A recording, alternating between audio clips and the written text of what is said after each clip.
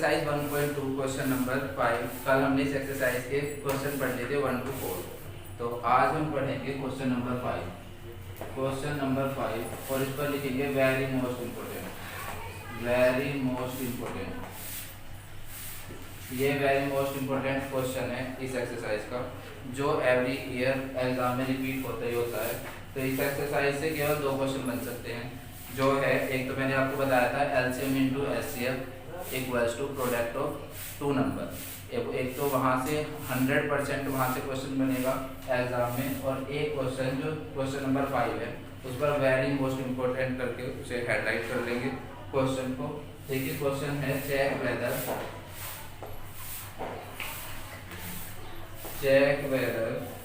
6 की power n can and with 0, can and with digit 0, where for any natural number n, for any natural number n,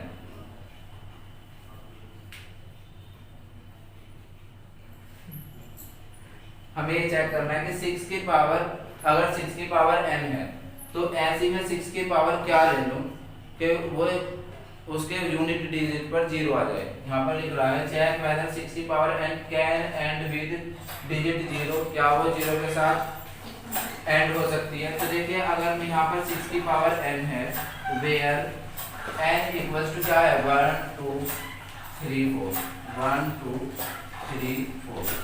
क्यों है ये n equals to 1 2 3 4? क्योंकि n is the natural number, n एक natural number है। तो यहाँ पर मैं 6 की पावर पहले 1 लिखूंगा, तो 6 की पावर 1 कितना होगा 6। जब मैं 6 की पावर 2 लिखूंगा तो क्या होगा 6 इंटू 6 तो कितना होगा 36। जब मैं 6 की पावर 3 लिखूंगा तो 6 इंटू 6 इंटू 6 तो 260। ये आपको एक बात याद रखनी है, जब भी 6 की पावर n या 6 की पावर कोई भी नंबर हो, अगर 6 की पावर कोई भी मैं एक ले लूँ 2 3 4 तो यूनिट प्लेस पर हमेशा 6 ही आएगा। ये बात आपको 6 के लिए रखनी है। अगर 6 की पावर आप 1000 भी ले लोगे तो 6 यूनिट प्लेस पर 6 ही आएगा।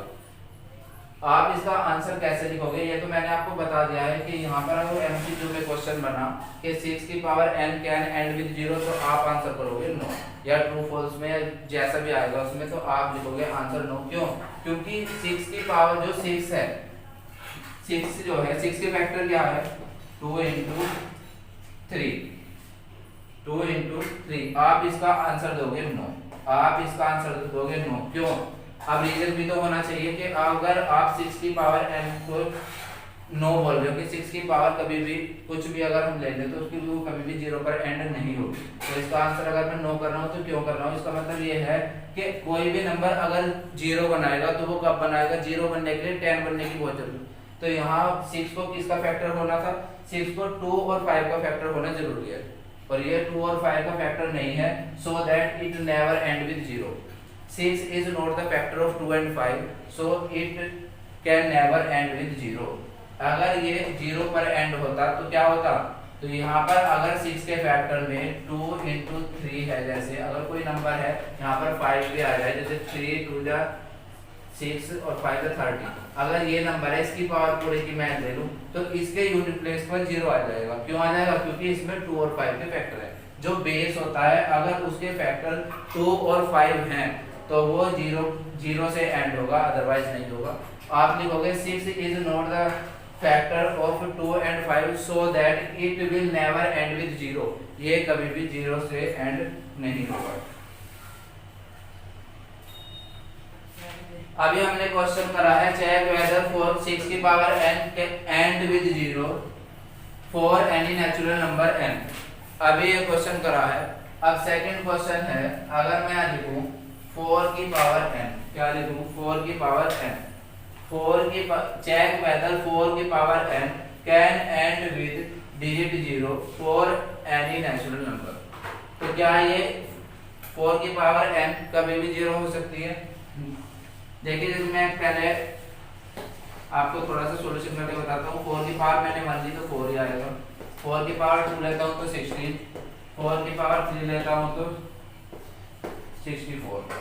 तो यहाँ पर मैंने 3 पावर रख ली है, और अगर मैं लास्ट तक भी कुछ भी पावर 4 की लूँ तो कभी भी यूनिट प्लेस पर 0 नहीं देगा। क्यों नहीं देगा? क्योंकि 4 क्या है, 4 के फैक्टर क्या है, 4 जो है वो 2 इंटू 2 है, जबकि 0 होने के लिए यहाँ पर जो बेस है हमारा 4 is the base and n is the power, 4 is the base and n is the power. तो जो बेस होता है, बेस के फैक्टर्स क्या होने चाहिए, 2 एंड 5। तो हम लिखेंगे इसका आंसर क्या आएगा, इसमें ये चेक वेदर 4 की power n can and with 0, तो मैंने आंसर दिया बिकॉज it is not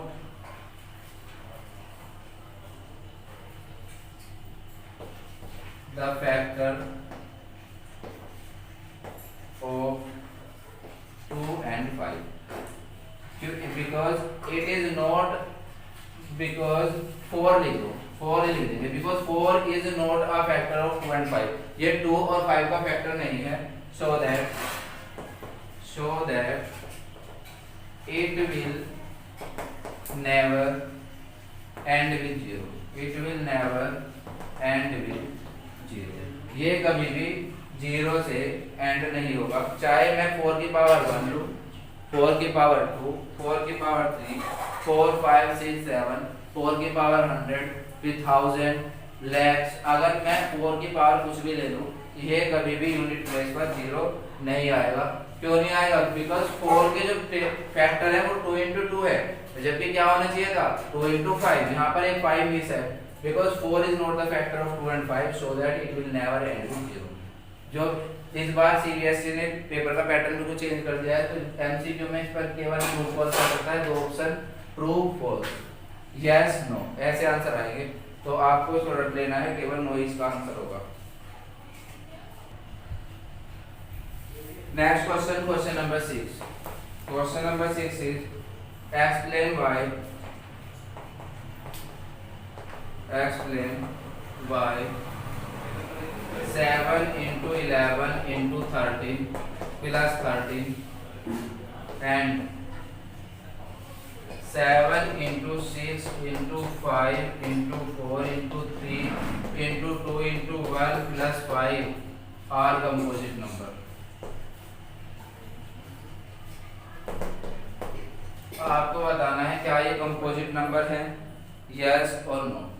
ऐसे क्वेश्चन में कोई ये एक एक्सप्रेशन है, ये एक एक्सप्रेशन है, एक्सप्रेशन ये आपने सुना होगा अलजेब्रिक एक्सप्रेशन, ये एक्सप्रेशन है कांस्टेंट का, तो कांस्टेंट से मिलकर ये एक्सप्रेशन बने हैं। ये आपको बताना है कि ये कंपोजिट नंबर है, तो आंसर करने के लिए सबसे पहले आपको पता होना चाहिए कि कंपोजिट नंबर होते कौन से। कंपोजिट नंबर जिसके 2 से ज्यादा फैक्टर हो, ऐसे नंबर जिनके एग्जैक्टली 2 फैक्टर हो उनको हम प्राइम नंबर बोलते हैं, और जिनके 2 से ज्यादा फैक्टर हो तो उनको हम बोलते हैं कंपोजिट नंबर। अब मैं यहाँ पर देखूंगा कि इसके कितने फैक्टर हैं। यहाँ पर मैंने ये नंबर लिया 13 प्लस 13, यहाँ पर ये 2 टर्म है, एक टर्म ये है पूरी और एक ये है, दोनों और 13 कॉमन आ गया, ये 7 इंटू 11 और प्लस 1, ये 7 और 7 ये 11 ये कॉमन, मैंने 13 ले लिया, 13 तो कॉमन है तो ये तो बाहर आ गया ना, 7 इंटू 11 बचा और इधर 1 बचेगा, तो यार 13 और इसकी मल्टीप्लाई करिए 7 की 7 और प्लस 1, तो यहाँ 13 इंटू 78, तो अब आपको ये पता चल गया होगा इससे कि यहाँ पर इसके मोर देन 2 फैक्टर हो सकते हैं। क्यों? क्योंकि ये 13 एक फैक्टर, इसके तो बहुत सारे फैक्टर हो जाएंगे, तो मैं इंटू में 1 भी चाहे लिख लूँ, एक चाहे मैं इंटू में 1 और लिख लूँ, यहाँ पर आप 78 को 2 से डिवाइड कर सकते हैं, तो यहाँ पर इसके फैक्टर हो जाएंगे और भी ज्यादा, तो आपको पता चल गया ये नंबर क्या है, कंपोजिट। ये कैसा नंबर है? क्योंकि इसके मोर देन 2 फैक्टर हैं, so it is a composite number. आप देखेंगे इसको, यहाँ पर ये नंबर है 7 into 6 into 5 into 4 into 3 into 2 into 1 plus 5। यहाँ पर मैं देखे, यहाँ पर मैंने 5 और 5 को कॉमन लिया, 5 दोनों साइड कॉमन है, मैंने कॉमन ले लिया। यहाँ पर 7 इंटू 6, 5 तो कॉमन है, 4 इंटू 3 इंटू 2 इंटू 1 और यहाँ पर +1, यहाँ पर 5। तो अब आप क्या करेंगे, इसकी मल्टीप्लाई कर लेंगे। 2 3 जा 6, 6 4 जा 24, 24 6 जा 144 और उसकी फिर 7 में करेंगे।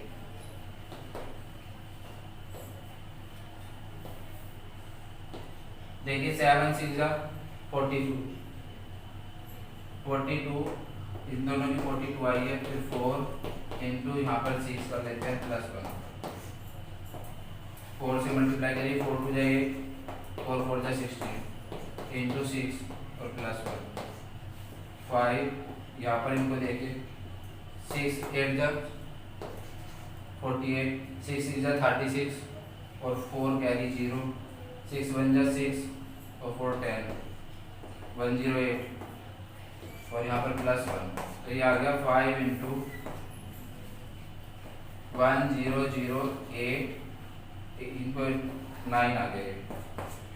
तो यहाँ पर आपको पता चल गया मेरे पास ये दो नंबर्स हैं। कैसे नंबर है? ये दो नंबर है, एक तो क्या है 5, एक तो ये 5 है और ये ब्रैकेट को सोल्व करके जो आया है वो है 1009।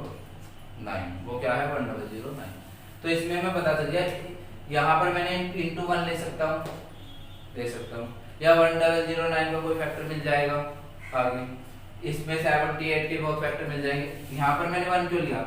यहाँ पर मेरे ब्रैकेट को सोल्व कर ये दो डिजिट आई है, यहाँ पर इन दो को करके ये दो डिजिट आई है, यहाँ पर 1 मैंने अपनी साइड से लिया है। कोई भी नंबर हो वो कंपोजिट कब होगा? जब उसके दो से ज्यादा फैक्टर होंगे। तो ये जो पूरा नंबर दिख रहा है ये नंबर है, ये नंबर है कोई, उस नंबर का कितने फैक्टर है मेरे पास? एक में फैक्टर ये है, एक फैक्टर ये है, तो 1 तो होगा ही इसका, हर एक नंबर का 1 रहता है। तो मोर देन 2 फैक्टर हो गए, इट इज कंपोजिट। मेरे पास नंबर तो पूरा ये है लेकिन मैंने इसको फैक्टराइज कर दिया 5 और ये 2 फैक्टर मिल गए इसके, एक तीसरा 1 सबका ही होता है। तो यहाँ पर मैं लिख दूंगा therefore these are composite number, ये कंपोजिट नंबर है।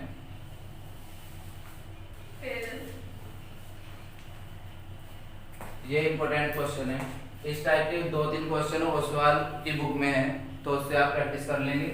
इस नंबर में अगर मुझे ये चेक करना था कि ये कंपोजिट नंबर है, यहाँ पर देखिए मैंने 13 यहाँ पे कॉमन लिया तो 7 और 11 ये बचा, इधर केवल 13 था तो वो अगर बाहर आ जाए तो यहाँ पे 1 बचेगा, फिर दोनों नंबर क्या हो गया 78। तो मुझे ये 13 और 78 जो 2 फैक्टर मिले हैं वे एक्सेप्ट 1 मिले हैं, एक से अलग, एक को मिलाकर मोर देन 2 हो गए और वही नंबर कंपोजिट नंबर होते हैं जो मोर देन 2 फैक्टर रखते हैं। सिमिलरली ये दूसरा वाला सोल्व करा है तो दोनों नंबर के मोर देन 2 फैक्टर है, तो they both are composite number. Question number 7 बिल्कुल 6th क्लास का क्वेश्चन है और इस टाइप के बहुत सारे क्वेश्चन बन सकते हैं। There is a circular path around a sport field. Sonia takes 18 minutes to drive 1 round. ये एक सर्कुलर फील्ड है और सोनिया एक लड़की है जो इस पर एक चक्कर लगाने में कितना मिनट ले रही है? 18 मिनट। सोनिया इस सर्कुलर ट्रैक पर एक चक्कर लगाने में 18 मिनट लेती है। रवि इसी ट्रैक पर एक चक्कर लगाने में, रवि जो लड़का है वो इसी ट्रैक पर एक चक्कर 12 मिनट में लगा देता है। Suppose they both start at the same point, वे दोनों एक ही पॉइंट से, सपोज इस पॉइंट से वे भागना स्टार्ट हुए। अब आपको बताना है suppose they both start at the same point and at the same time and go in the same direction. Same direction में जाते हैं, सपोज इस साइड से भागना शुरू हुए और यहाँ इस पॉइंट पर आ गए वे। After how many minutes they will meet again at the same starting point. आपको बताना है कि कितनी मिनट बाद वे इस पॉइंट पर मिलेंगे, कितनी मिनट बाद वे इस पॉइंट पर दोनों एक साथ मिलेंगे। एक की तेज स्पीड है, एक की कम स्पीड है, ये तो आपको दिखाई दे रहा होगा। लेकिन जब ये भागते हुए आएंगे कहीं ना कहीं ऐसा पॉइंट होगा कि वे इस सेम पॉइंट पर भी कहीं ना कहीं मिलेंगे। तो आपको वो पूछा गया है मिनिमम टाइम कि कितने मिनिमम टाइम बाद वे आपस में मिलेंगे। तो मिनिमम का जहां भी नाम आता है, मैं छोटी क्लास में सिखाया जाता है कि मिनिमम के लिए आप एलसीएम लेंगे और मैक्सिमम के लिए एचसीएफ। तो यहाँ मिनिमम के लिए क्या यूज करेंगे, एलसीएम। तो एलसीएम ऑफ 12 एंड 18, मैं 12 के फैक्टर करूंगा, 12 के यहाँ पे फैक्टर करें 2 इंटू 2 इंटू 3, देन 18 के करें 2 इंटू 3 इंटू 3। यह मैंने 12 के और 18 के फैक्टर कर दिए। तो यहाँ पर क्या होगा, एलसीएम क्या होगा, एलसीएम होगा, मैंने कल बताया था आपको, पहले वाले नंबर के जो प्राइम फैक्टर लिखा हुआ है उसको ऐसे लिख दीजिए 2 इंटू 2 इंटू 3। दूसरे वाले में से वो लिखिए जो पहले वाले में नहीं है, दूसरे वाले में से वो लिखेंगे जो पहले वाले में नहीं है। तो पहले वाले में देखिए केवल ये वाला 3 नहीं है, तो ये 3। अब इनकी मल्टीप्लाई कर दीजिए 36। तो 36 मिनट बाद, after 36 minute they will meet together at the same point. After 36 minute they will meet together at the same point. देखिए ये वाली लाइन एक बार और समझिए, पहले वाला फैक्टर सेम उतार दीजिए 2 2 3 2 2 3। दूसरे वाले में से बोलो जो पहले वाले में हमने नहीं लिया, तो 2 देखा 2 तो आ चुका है, 3 ये भी आ चुका है 3 एक टाइम। अब उसमें 3 हमने एक बार लिया, दूसरा 3 नहीं लिया अभी, तो दूसरे वाला 3 मैंने यहाँ पे लिख दिया। फिर सबकी मल्टीप्लाई कर दीजिए, तो 36 मिनट। तो आज ये एक्सरसाइज खत्म हो चुकी है। Thank you students, have a nice day.